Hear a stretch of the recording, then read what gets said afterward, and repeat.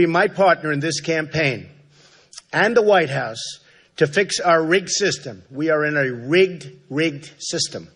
And to make America safe again and to make America great again.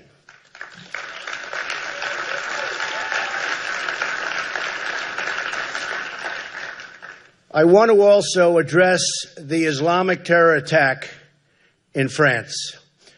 We've witnessed horror beyond belief, no matter where you look. And now it's happening more and more. And it's never going to stop.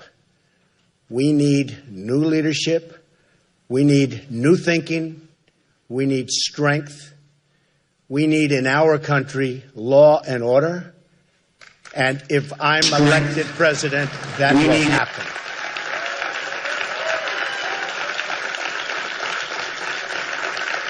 I want to express our unyielding support for the people of France, and we mourn their loss as a nation. And as far as Turkey is concerned, so many friends in Turkey, great people, amazing people.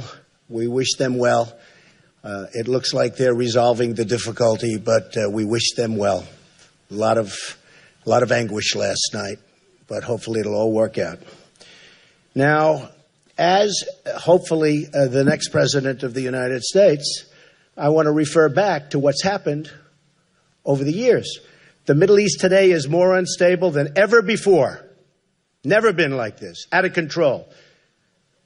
After 4 years of Clinton, who really led the way, and led Obama down a horrible path, because I don't even think he could have made these decisions so badly. She led him right down a horrible path. He didn't know what he was doing. Iraq, Syria, all into chaos. And Iran is on a path to nuclear weapons. And on top of that, we gave them back $150 billion, and we didn't get our hostages until the end. Now we're seeing unrest in Turkey, a further demonstration of the failures of Obama-Clinton. You just have to look. Every single thing they touched has turned to horrible, horrible, death-defying problems. We also need to bring back, in this country, because we see what happened, our industry, our manufacturing, our jobs. They've been taken away like we're babies. Taken away. And we're going to bring them back. I found the leader who will help us deliver a safe society and a prosperous, really prosperous society for all Americans. Indiana Governor Mike Pence was my first choice. I've admired the work he's done, especially in the state of Indiana. And I'm going to go over some of those accomplishments in just a minute. But I also admire the fact that he fights for the people, and he's going to fight for you. He is a solid, solid person.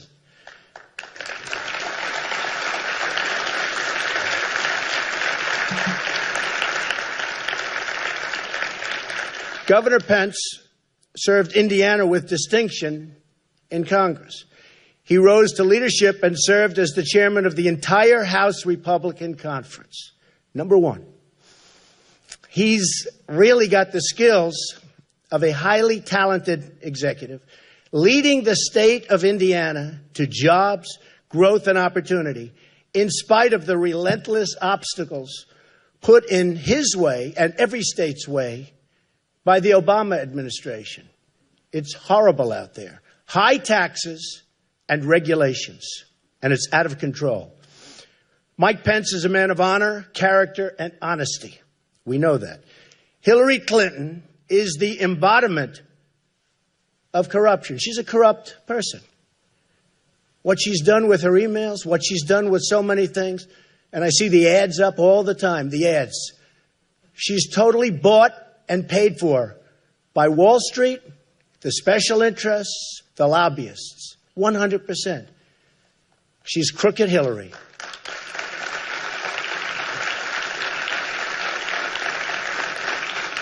And I think that while she got away with murder, in fact, I think it might be her greatest accomplishment,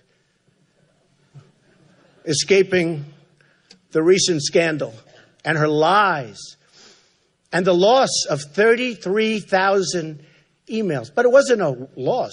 She discarded. That in itself is a major crime. Other people have been paying tremendous prices for what they've done, which is peanuts compared to what happened with Hillary Clinton. 33,000 emails are missing, and that's okay. Didn't give them to the FBI. Didn't give them to the Attorney General, and that's okay. Wipes her server clean. That's okay. These are crimes. These are crimes. And how she got away with it, I think I understand it, but I think a lot of people don't. But I do believe, while she didn't pay the price she should have paid, she's going to pay that price when November 8th rolls around. She's going to pay it at the polls. I believe that. On top of everything else, Hillary made $21.6 million giving speeches to special interests in a short period of time. She's totally owned by Wall Street. We believe in Americanism. She believes in globalism. And it's not that she believes in it. The people that give her all of this money believe in it. And she'll believe in whatever they want her to believe. Believe me, that's it. What a difference between crooked Hillary Clinton and Mike Pence. Mike Pence will never be afraid to speak the name of our enemy. Radical Islam, radical Islamic terrorism. You saw it the other day with the truck screaming out the window. You heard what he was screaming out the window. You saw it in San Bernardino. You saw it at the World Trade Center. You saw it in Orlando. How horrible was that? You saw it in Paris. You see it all over. And Hillary is a weak person. We are the law and order candidates. And we're the law and order party. We're going to change things around. There's going to be respect again for law and order.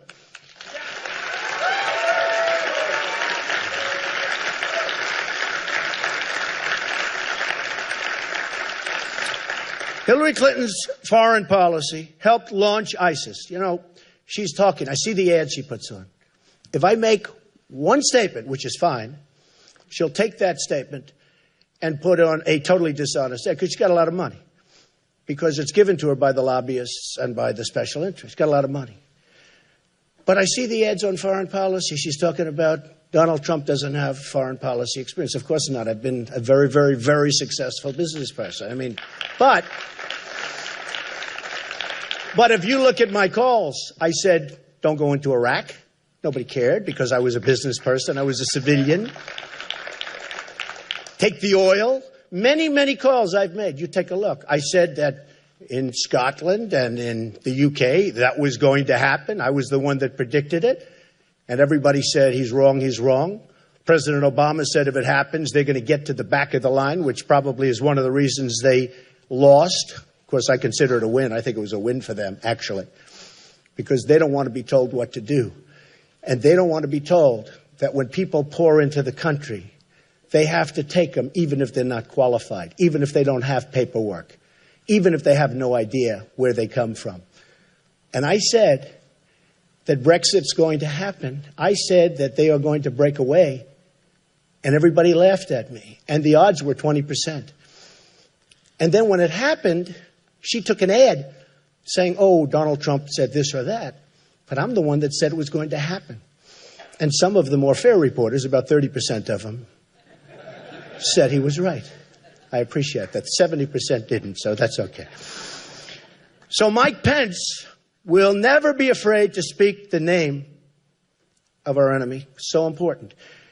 Now, I think if you look at one of the big reasons that I chose Mike, and one of the reasons is party unity, I have to be honest. So many people have said party unity because I'm an outsider. I want to be an outsider.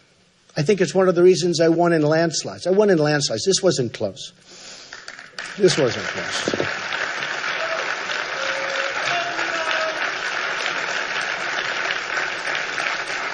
No, this wasn't close. This was in the history of the Republican Party. History.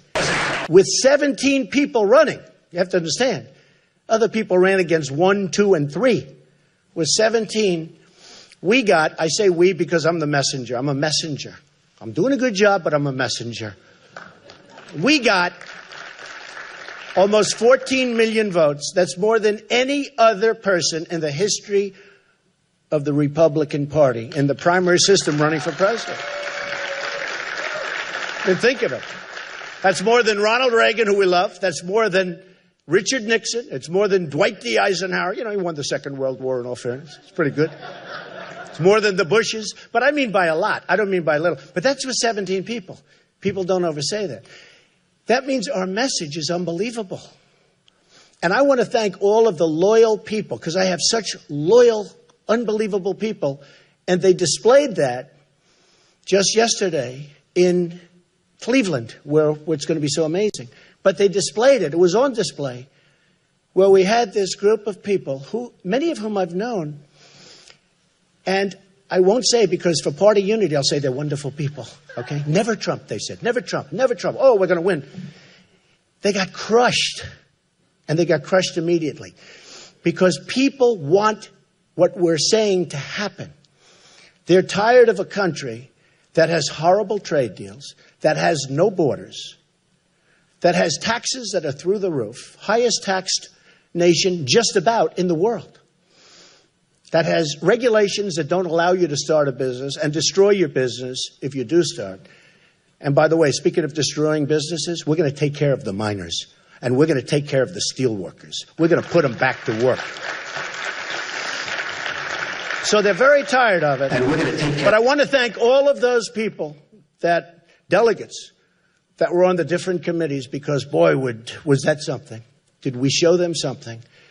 And unfortunately, the vote was very late. But essentially, we had 112 to 12. This was the vote that was going to put it onto the floor, and we're going to have a big fight. We're not going to have a fight. People agree with what they want the wall. They want the borders. They want these things to happen. And what we're doing that I'm so proud of, and nobody else would even think about doing it. I fought very hard for it. We'll call it the Johnson Amendment, where he took away from the evangelicals. And I want to thank the evangelicals, because without the evangelicals, I could not have won this nomination. The evangelicals have been unbelievable.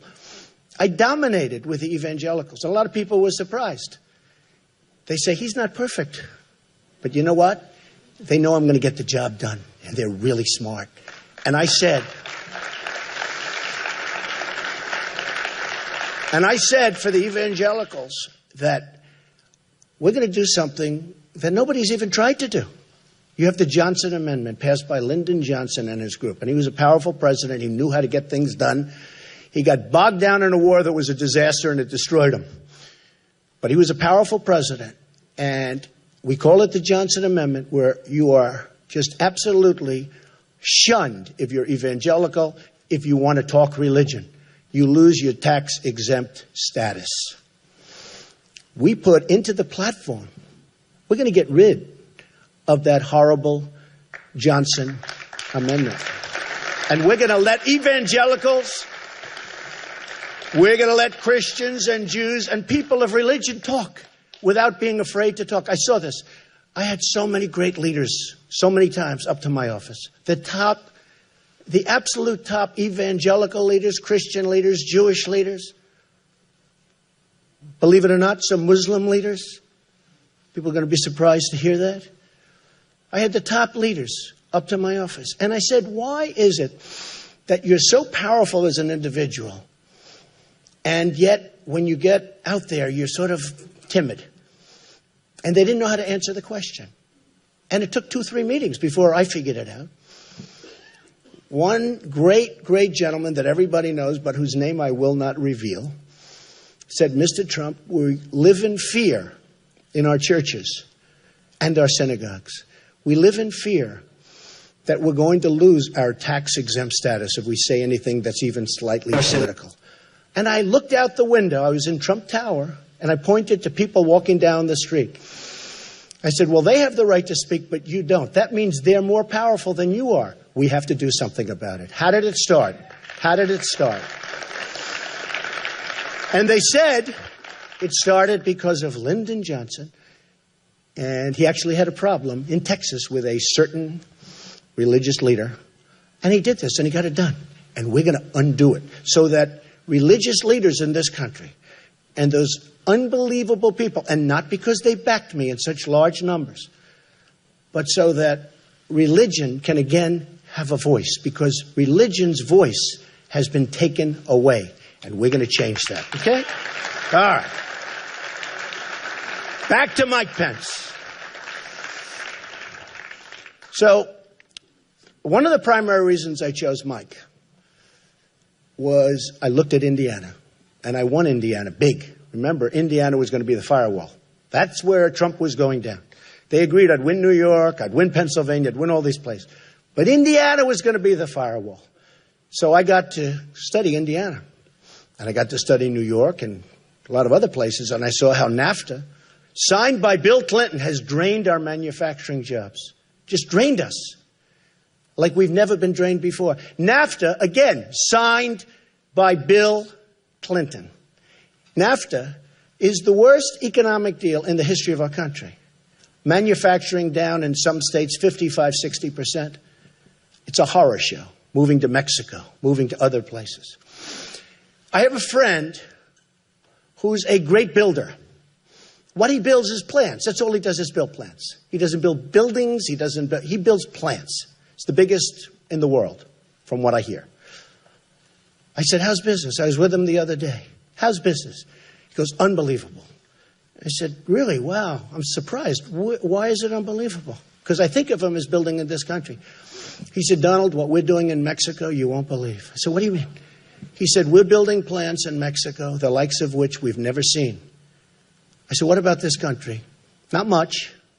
Not much. That's the expression. He said exactly that. Not much. I said, but Mexico? He said, you've never seen anything like it. It's incredible.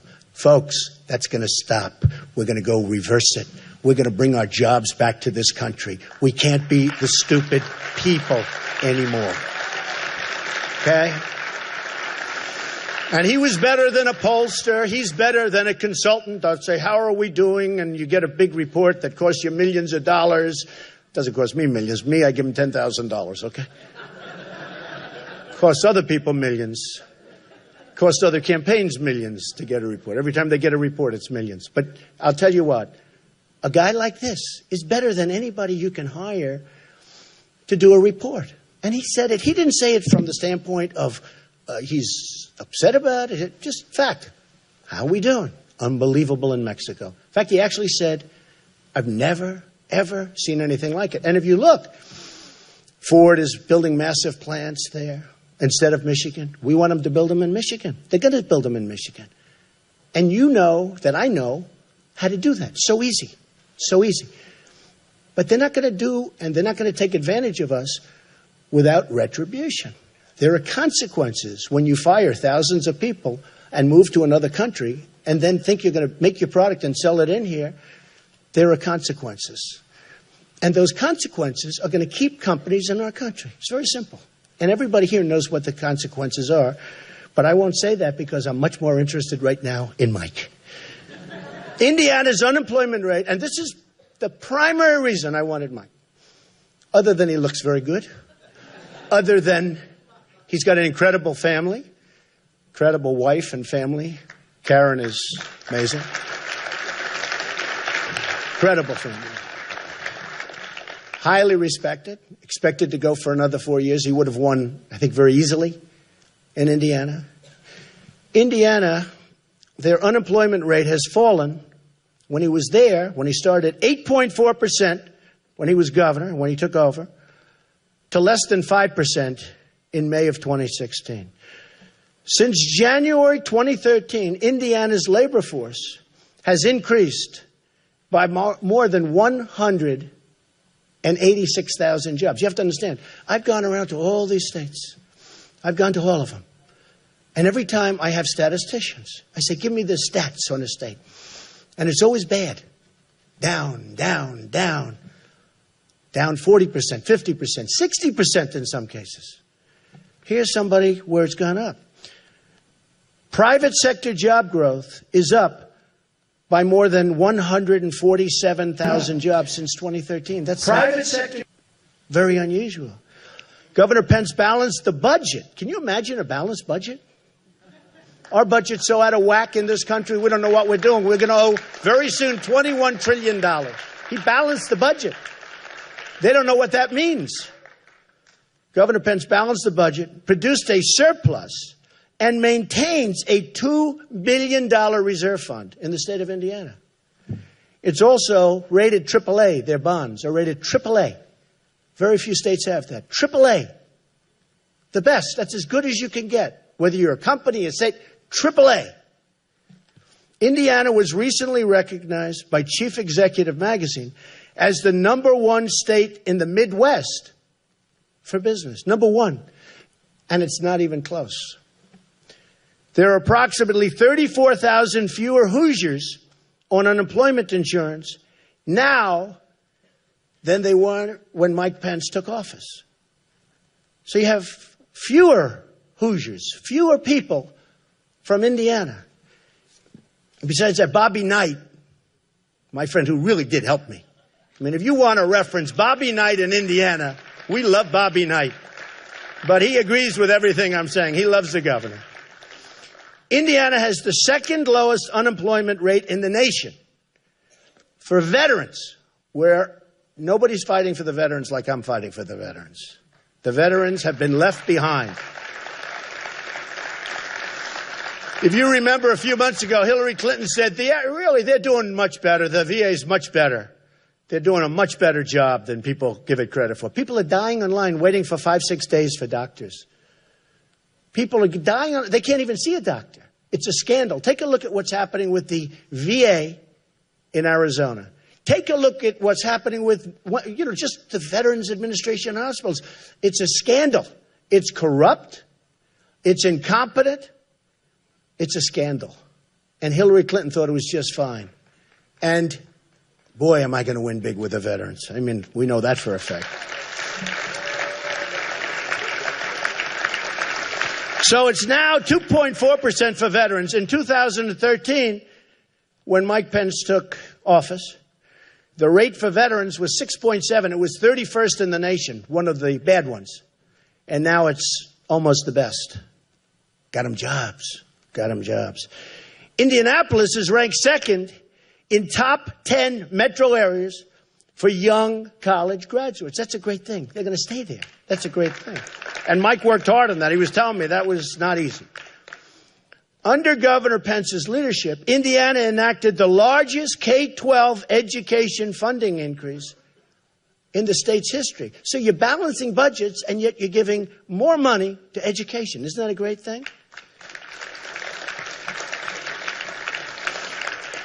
Indiana has just about the largest school choice program in America. School choice is where it's at, folks. You want to get your schools better. You've got to get rid of Common Core fast. Governor Pence enacted the largest income tax cut in the state's history. Think of that. We're cutting taxes and balancing budgets. And along with corporate tax reform, just about #1 in the country. CNBC ranked Indiana first in the nation for its infrastructure. So with all of these cuts and all of these balancing budgets, we're spending more money on education, and the infrastructure is kept up. That had so much, look, as a builder, nobody in the history of this country has ever known so much about infrastructure as Donald Trump. I build infrastructure. Do I know how to build a wall? Do I know how to build infrastructure? It's very interesting. We're building, I won which is pretty amazing in the Obama administration, but I won the right to have the old post office building on Pennsylvania Avenue, right near the White House. And it's amazing, probably the best location, one of the most sought-after projects in the history of the GSA, General Services. And I really like what's happened. We're going to have an opening very soon. Ivanka and Eric and Don did a fantastic job on it. But I thought the other day, I was going over the numbers, we're under budget and about a year, actually more than a year. But we're a year ahead of schedule, and we're under budget substantially. And the quality of the work is even better than we originally were going to do. And when I explained to a government representative that we're under budget and ahead of schedule, they almost fell off because they'd never heard those words before. They've never heard. So when I see what happened to Indiana, which was having tremendous problems, when I see what happened to Indiana under Mike's work, also his predecessor did a great job, by the way, great job, who's now at Duke, who's now at Purdue. When I see what happened with respect to the numbers, the state, and everything else, that to me was probably the single most important point, because it's something that hasn't happened, almost has not happened in this whole country. The turnaround and the strength of Indiana has been incredible. And I learned that when I campaigned there. And I learned that when I won that state in a landslide. And I learned that when Governor Pence, under tremendous pressure from establishment people, endorsed somebody else, but it was more of an endorsement for me. If you remember, he talked about Trump. Then he talked about Ted, who's a good guy, by the way, who's going to be speaking at the convention. Ted Cruz, good guy. But he talked about Trump, Ted, then he went back to Trump. I said, who did he endorse? So even though he was under pressure, because I'm so, outside of the establishment, it was the single greatest non-endorsement I've ever had in my life, okay? I will tell you. So, with that, I would like to introduce a man who I truly believe will be outstanding in every way and will be the next Vice President of the United States, Governor Mike Pence. Thank you. Thank you, everybody. Thank you. There it is, 28-minute introduction from Donald Trump for his running mate right there, Indiana Governor Mike Pence, who approaches the podium.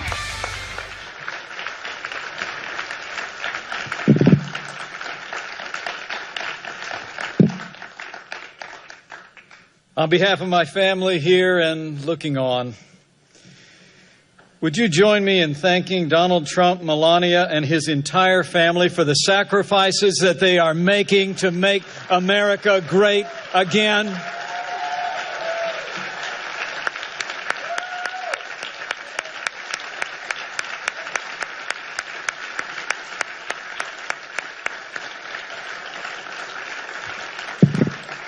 And I thank Donald Trump for the confidence you've placed in us. And I accept your invitation to run and serve as Vice President of the United States of America.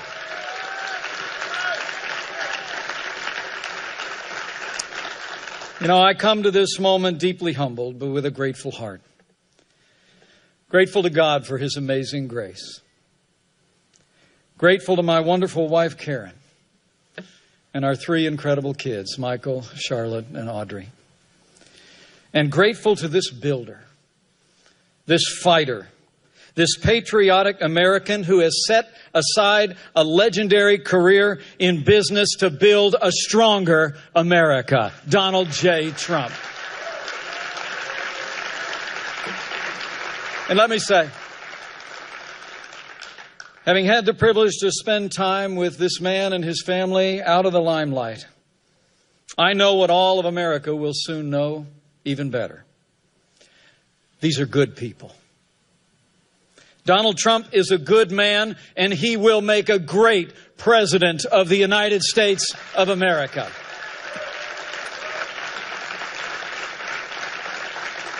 Donald Trump understands the frustrations and the hopes of the American people like no leader since Ronald Reagan. The American people are tired. We're tired of being told We're tired of being told that this is as good as it gets. We're tired of having politicians in both parties in Washington, D.C. tell us we'll get to those problems tomorrow. And as Ronald Reagan said, we're tired of being told that a little intellectual elite in a far distant capital can plan our lives better for us than we can plan them for ourselves. Donald Trump gets it, and he understands the American people.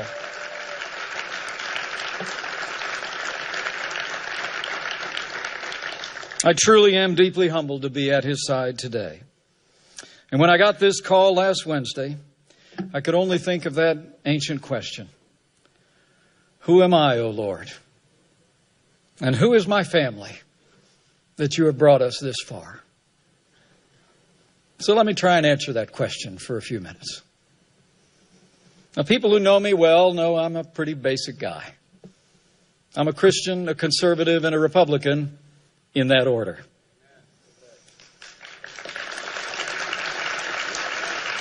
Now, while I currently have the privilege of serving the state that I love, I'm really just a small town boy who grew up in southern Indiana with a big family and a cornfield in the backyard. Like Donald Trump, my grandfather immigrated to this country. And in many ways, I grew up with a front row seat to the American dream. I watched my mom and dad build everything that matters: a family, a business, and a good name. The heroes of my youth were John F. Kennedy and the Reverend Dr. Martin Luther King, Jr. I actually started in politics in the other party. But when I came of age, I was inspired by the ideals and the eloquence of our 40th president, and I became a Republican. The most important thing in my life was that 31 years ago, I married the girl of my dreams, Karen Pence, who will make a great second lady of the United States of America.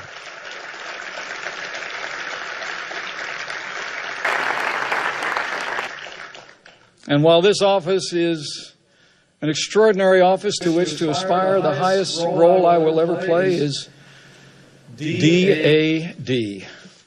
And I'm a proud father of a college student, a graduate turned writer, and a United States Marine.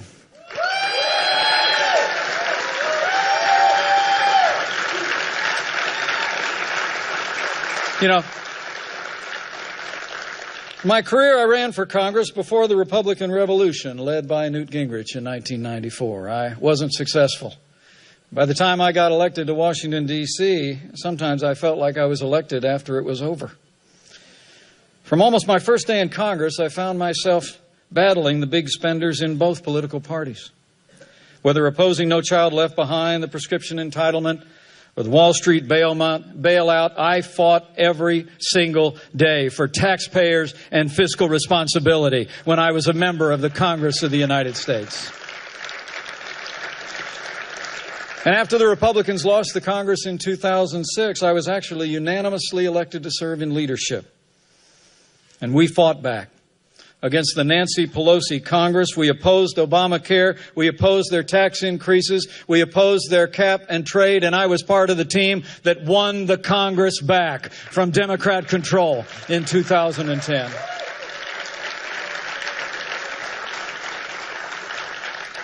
And all that happened before I went back home again to Indiana. But I want to say I answered this call for two reasons. First, because I know from firsthand experience that strong Republican leadership can bring about real change, just like we've seen in the Hoosier State. And secondly, because Hillary Clinton must never become President of the United States of America.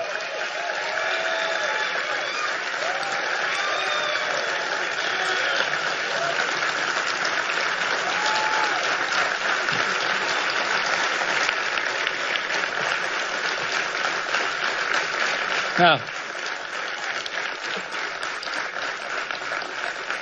on the first point, I know what I'm talking about. You know, in Indiana, we prove every day you can build a growing economy on balanced budgets, low taxes, even while making record investments in education, roads, and health care. We like to say Indiana's a state that works, and it does. Indiana works because Republican principles work every time you put them into practice. Today we have a $2 billion surplus and the highest credit rating in the nation. And since I became governor, Hoosier businesses, large and small, have created nearly 150,000 net new jobs. And we have more Hoosiers going to work than ever before in the 200-year history of the great state of Indiana. That's what Republican leadership gets you. And let me say from my heart, that's what the no-nonsense leadership of Donald J. Trump will bring to Washington, D.C. But elections are about choices. Elections are about choices. And I also joined this ticket because the choice could not be more clear. The stakes could not be higher. Americans can choose a leader who will fight to make America safe and prosperous again and bring real change, or we can elect someone who literally personifies the failed establishment in Washington, D.C.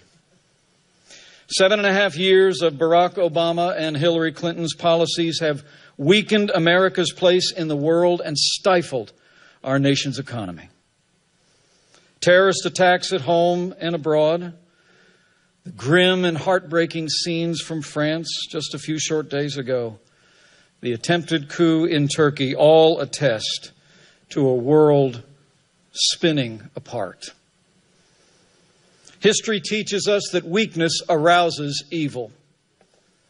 Hillary Clinton and Barack Obama's foreign policy of leading from behind, moving red lines, feigning resets with a resurgent Russia and the rise of ISIS is a testament to this truth of history, and we must bring a change to America's stand in the world.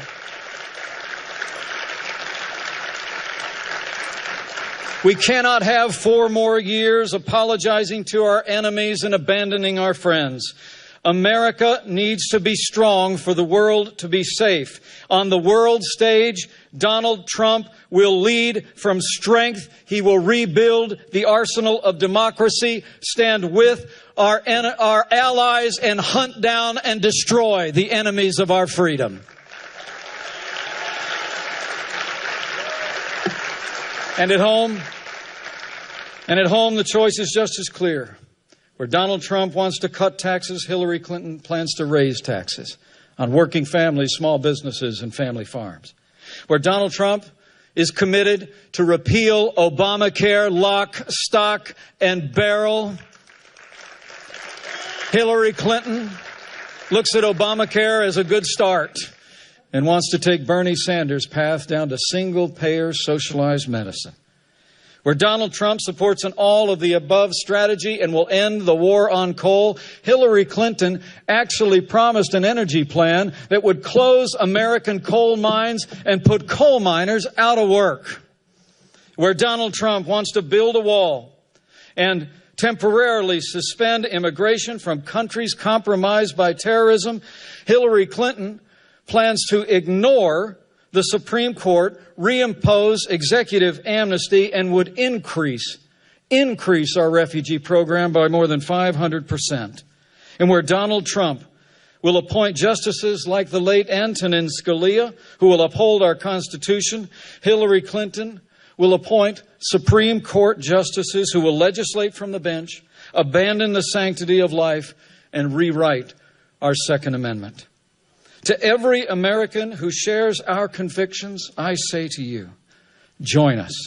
For the sake of our security, for the sake of our prosperity, for the sake of a Supreme Court that will never turn its back on our God-given liberties, let's come together as a party and a people and a movement to make America great again. And that day begins when Donald Trump becomes the 45th President of the United States of America.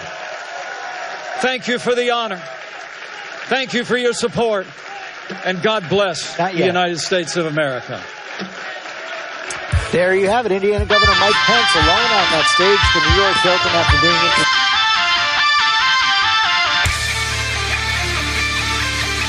Here's a handshake between running mates right now.